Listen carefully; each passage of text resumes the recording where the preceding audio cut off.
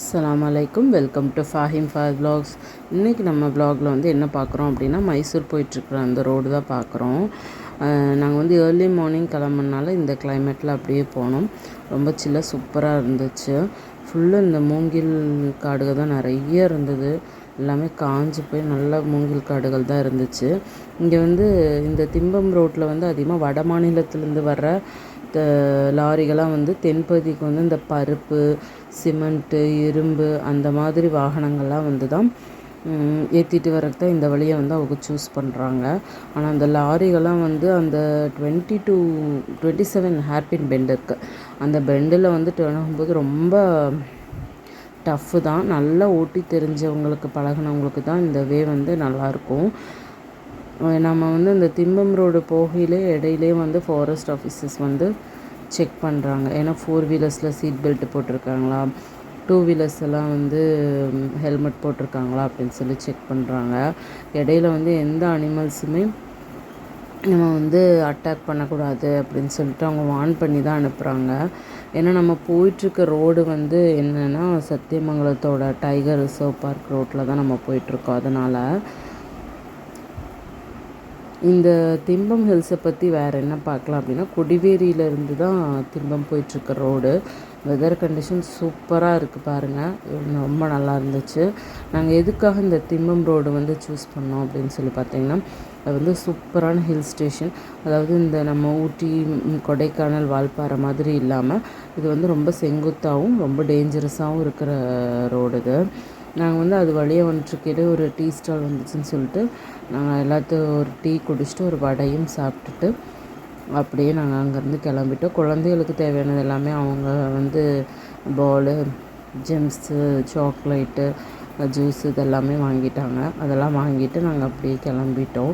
கொஞ்சம் தூரம் போயிட்டு பிரேக்ஃபாஸ்ட் சாப்பிட்டுக்கலாம் அப்படின்னு சொல்லிட்டு பிரேக்ஃபாஸ்ட் எல்லாமே நான் ப்ரிப்பேர் பண்ணி எடுத்துகிட்டு வந்துட்டேன். லஞ்சும் பிரேக்ஃபாஸ்ட்டும். அதனால் நாங்கள் அப்படியே கொஞ்சமெல்லாம் பார்த்துட்டே போனோம். நாங்கள் என்னெல்லாம் பார்த்தோம் அப்படின்னு சொல்லி பார்த்திங்கன்னா, குரங்கு, காட்டுப்பன்னி, மான் அதெல்லாமே நாங்கள் பார்த்தோம். இந்த ரோடு வந்து ரொம்ப செங்குத்தாக இருக்கிறதுனால போகிறக்கு வந்து ரொம்ப நல்லா இருந்துச்சு.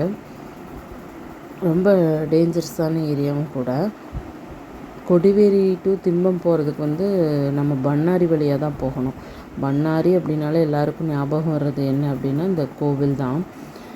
லெஃப்ட் சைடில் இருக்கிற கோவிலை தாண்டி போனால் ரைட் சைடில் இருக்கிற ரோட்டில் தான் போனால் தான் நம்ம திம்பம் போகிற ரோட்டே வரும். இந்த இடத்துல தான் ஃபாரஸ்ட் ஆஃபீஸர்ஸ் இருக்கிறாங்க.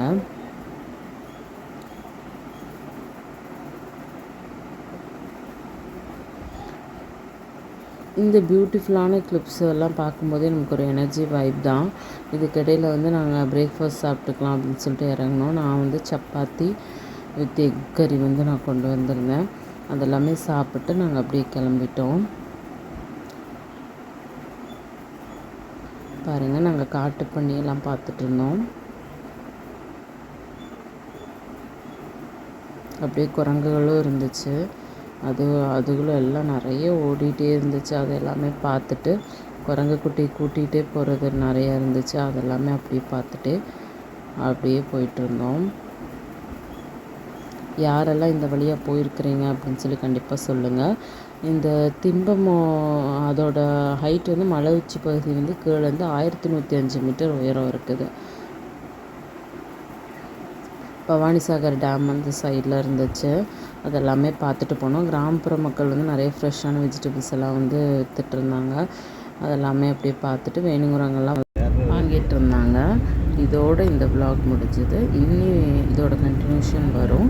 நீங்கள் எல்லோரும் இந்த vlog பிடிச்சிருந்தா சப்ஸ்கிரைப் பண்ணுங்கள், லைக் பண்ணுங்கள். தேங்க்ஸ் ஃபார் வாட்சிங்.